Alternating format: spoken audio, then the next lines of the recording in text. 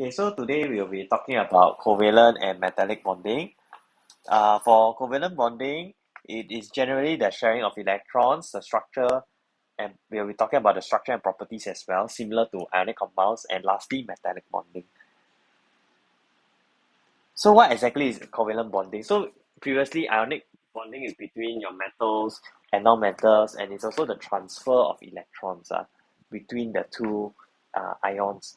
Whereas for covalent bonding, we are talking about covalent bonds formed between atoms of non-metals, and in order to do this, they would generally share the valence electrons between these two atoms. So a covalent bond is generally a bond formed by the sharing of electrons between two atoms, and that each atoms in the molecule would be able to achieve the stable electronic configuration of a noble gas. So one very common thing that we can see is that for covalent compounds, right, they tend to form molecules. And covalent compounds can come in two ways. They either form between it has to be between two non-metals, but the atoms, right, of the non-metals can be either come be from the same element or atoms of different element. As compared to ionic compound, you could see that generally it cannot be from the same element.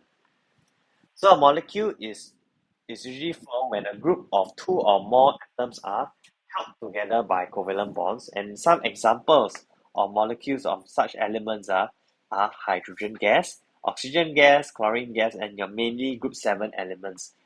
So examples of molecules of compounds meaning they are made up of two or more different atoms that are chemically combined together. You have your water, your methane, carbon dioxide, and ammonia. Like ammonia, you have one that is from nitrogen, the other is hydrogen, two different elements. Carbon dioxide, one from carbon, two from oxygen, etc. So how are we able to draw covalent compounds? Because of the sharing in nature, you just have to combine both of the drawing together, both of the neutral atoms together. And by combining, we tend to combine only the valence electron shell. So in this case, for hydrogen, because there's only one electron each, they will then have to share to form two electrons in the noble gas configuration. What this means is when we actually count, right, they would actually have to fulfill the total number of valence shell of the element. So in this case, for hydrogen, it's only the first valence shell, therefore the maximum is 2. Hence, by sharing, we would see that for the first hydrogen, if we treat this as an element, an atom, it has two electrons. Then if let's say we intersect it with the other hydrogen, we will also be able to count in totality that it has two electrons, hence fulfilling the first electron subshell of 2. So for each hydrogen atom, they have gained a stable duplex configuration. On the other hand, so this is an example where one single line would represent a single covalent bond. This is known as the structural formula. So one thing to take note is for every one single line of a covalent bond, there will be one pair of electrons being shared. In other words, two electrons will be shared for every one single bond. For chlorine, uh, for chlorine gas, because it is a single atom will only have 7 electrons in the outermost shell, it will need one electron. So this one electron can be shared through the another chlorine atom, and together they will form 8. So if we take a look at this particular, so I'll highlight the first chlorine atom, we would see that you have actually 8 electrons. 1, 2, 3, 4, 5, 6, 7 belonging to this chlorine, and the new one 8. So this would mean that this chlorine has fulfilled the stable state configuration. Then we take a look at the other chlorine from here, and then we recount. 1, 2, 3, 4, 5, 6, 7, 8. Okay, so these are 8 electrons from the valence from the chlorine atom, and ion, and from that we could also see that it has fulfilled um, the octet electronic configuration. So by sharing that one pair, they are able to fulfill the configuration, and hence they are a covalent compound.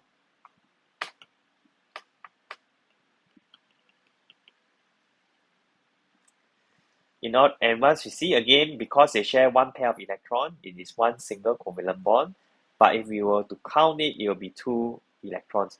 In MCQ, it is quite common that they give you a very large covalent structure and require you to count the number of electrons that are being shared. If they say count the number of electrons that has been shared, you have to count each single covalent bond and multiply it by the number 2. If they say electron pair, then you don't need to multiply, just count the number of covalent compounds. Next, we look at oxygen. Oxygen shares actually even more. In this case, we could see that they share 2 electrons each to fulfill the electronic configuration. So by drawing it out, we would see that it has a double bond, meaning it will have 2 covalent bonds. And because it has 2 covalent bonds, you have a total of 2 pairs of electrons being shared, or a total of 4 electrons being shared. So generally, this is how you can calculate. If it's 3 single line to represent the covalent bonds, then you will be triple covalent bond. This will mean you share 3 pairs of electrons, or sharing of 6 electrons in total. And that can be seen in nitrogen. Okay. By drawing the dot and cross diagram, you realize that you don't need the square brackets because square brackets are only for ionic compound. So this is another way where this will represent the triple covalent bond, and again the sharing of 6 electrons. For water, on the other hand, water is the only unique one whereby it's a band molecule. A band meaning that you could see that the H and O is like a triangle, it's a band structure. In exam, only water should be band. However, other compounds, they are actually one straight line, one straight linear kind of arrangement.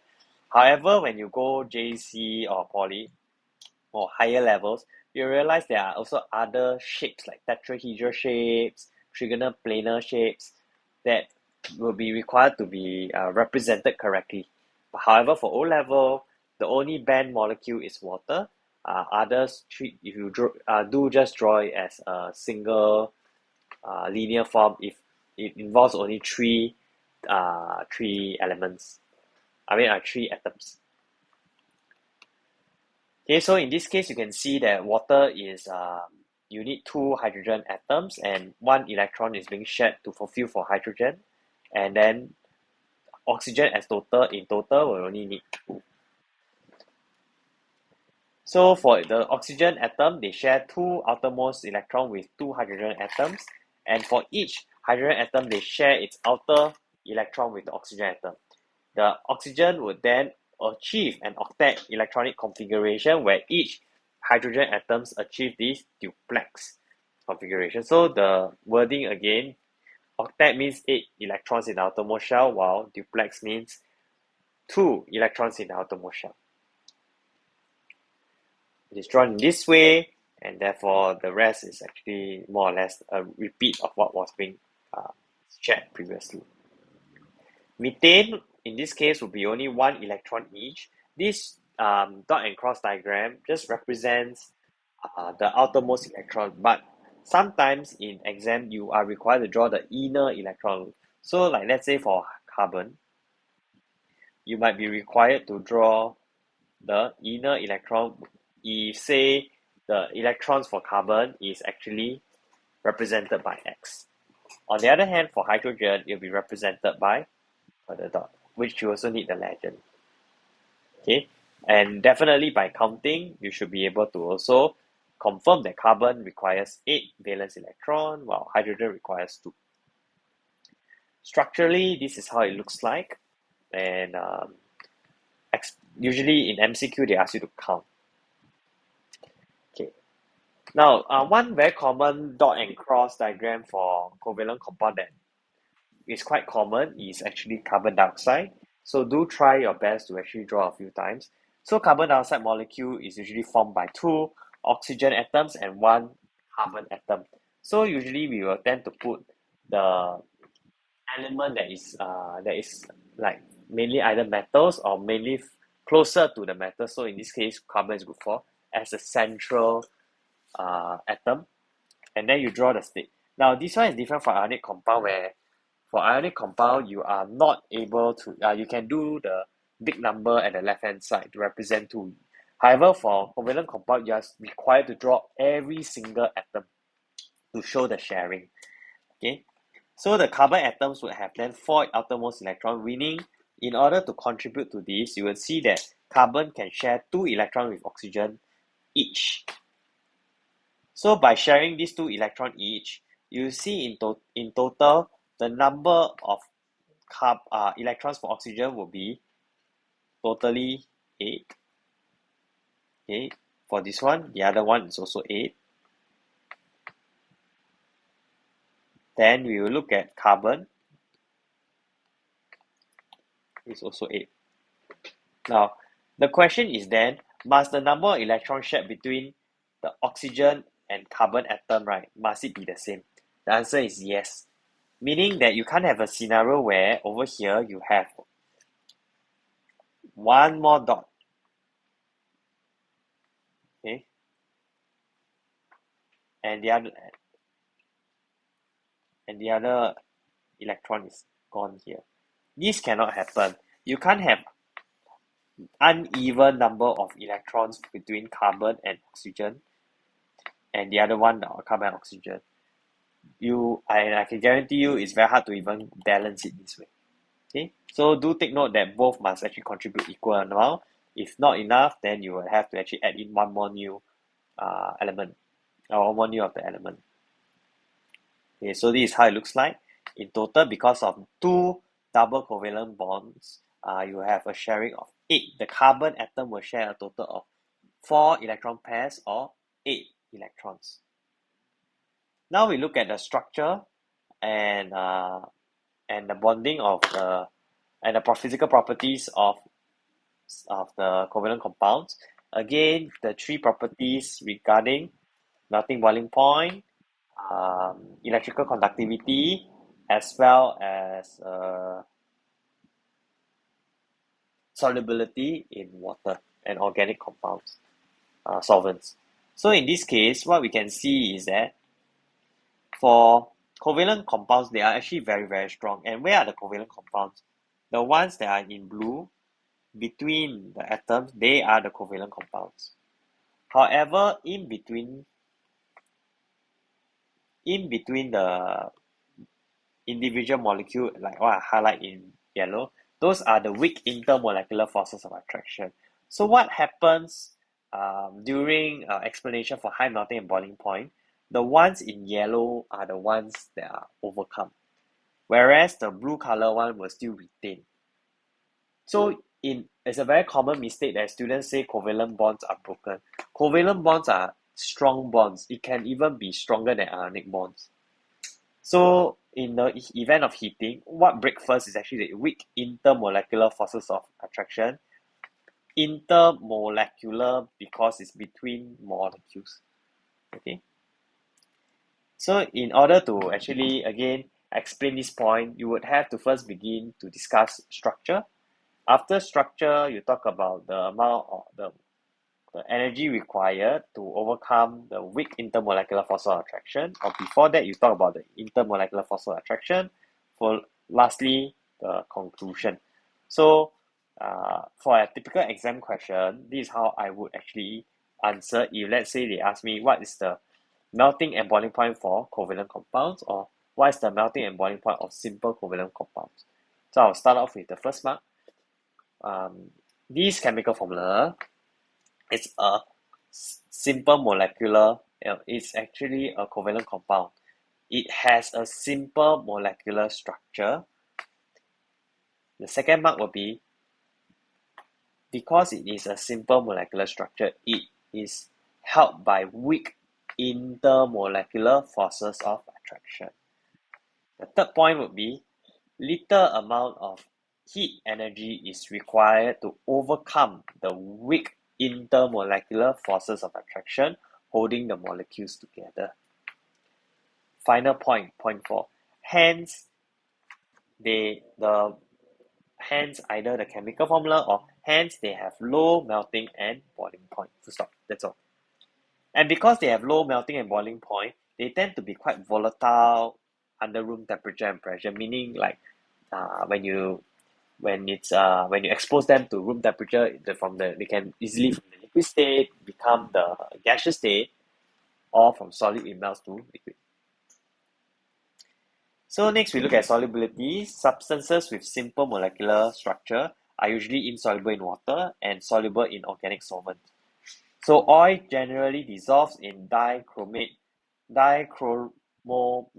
but not in water, because dichromomethane is an organic solvent. So you could see this is actually the opposite from ionic compound, where ionic compounds they tend to be soluble in water, insoluble in organic solvent. However, for covalent compounds, they tend to be insoluble in water, soluble in organic solvent. Next, we look at electrical conductivity. For ionic compound, they tend to be able to conduct electricity in the molten and aqueous state because of the mobile ions. Over at covalent compounds, because the covalent compounds are already the elements are already involved in the sharing of electrons, there is not much mobileness in that sense, where basically for covalent substance that they have no free mobile ions or electrons to carry the electrical charges in their solid, liquid, or gas state. Therefore, because of the no free mobile ions or electrons, they are not able to conduct electricity. However, hydrogen chloride, sulfur dioxide, and ammonia can form ions when dissolved in water. Their ions would then be mobile and act as charge carriers to conduct electricity. So there are, of course, other kinds of exceptions, but in general, in exam, they tend to focus on, they'll zoom into basically covalent compounds, and then you would have to say that its electrical conductivity is low, is zero. There isn't any electrical conductivity. If they are asking you with respect to, let's say, the chapter of acid and bases, then you will need to be able to elaborate. Okay, so next we look at the second part, which is this is more for pure chemistry. But it's good to also at least understand some of these parts for the combined chemistry and even in normal chemistry, so as to better understand and in case they actually ask as an extension question. So for a giant molecular structure, some substances exist as a giant network of atoms that are covalently bond together, meaning they don't have intermolecular forces of attraction. They are all interlinked by just covalent bonds. And there are only a few in the syllabus that you will just need to take note. For example, graphite, diamond, and silicon dioxide. Silicon dioxide is something like sand. Okay, and together, because they are a giant network of atoms, they tend to be giant molecular structures. So having a giant molecular structure, what does that mean? Because everything is held by very strong covalent bonds. The substance with the giant molecular structures will have very high melting and boiling point. This is due to the large number of atoms being held by strong covalent bonds. These covalent bonds have to be first overcome to melt or boil the substance, and this requires a lot of heat energy that is required to overcome, leading to them having a high melting and boiling point. I will just want to draw your attention to the phrasing. Okay, down here they use covalent bond. Down here, yeah, actually mainly it's this one only. Giant molecular structure. For ionic compounds, they use giant crystal lattice structure, and of course the bonds they talk about it as intermolecular forces of attraction. So do be familiar with the terminology and the naming as it's used to explain different things. Solubility wise, substance with giant molecular structure, they are insoluble in both water and organic solvent, as they are usually held by very strong covalent bonds. The solvent molecules are not strong enough to overcome them. Just think of it this way, you have a diamond ring, you drop, like rain drop onto from the sky onto your ring. Does your diamond dissolve? No, right? If let's say you cook halfway, then the oil splash onto the diamond won't dissolve because they are not soluble. They just like sand and what's not. Same justification here. What about electrical conductivity? Well, for some of the giant molecular structure, they are able to conduct electricity, some cannot. And it really depends on whether they have any free electrons available in the structure. So for diamond, because it is all made up of carbons, they are allotropes, all the carbon atoms, the electrons are used for bonding.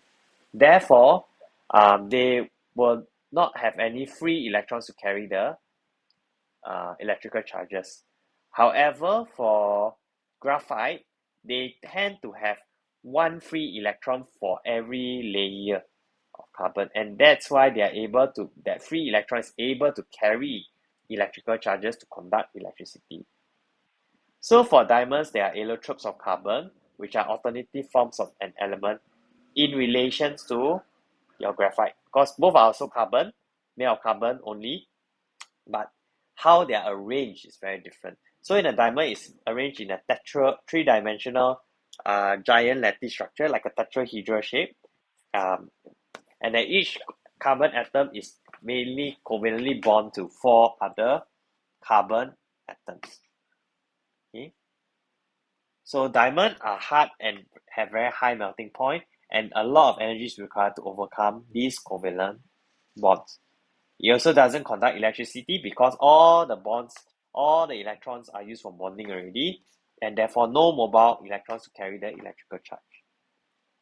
Graphite is an allotrope of carbon as well. It's just that it is arranged whereby each carbon is covalently bonded to 3 other carbon atoms, and because they are covalently bonded to 3 other carbon atoms, they form continuous layers of hexagons, and that one electron is free to roam about between the layers, okay, and this allows it to actually carry the electrical charge.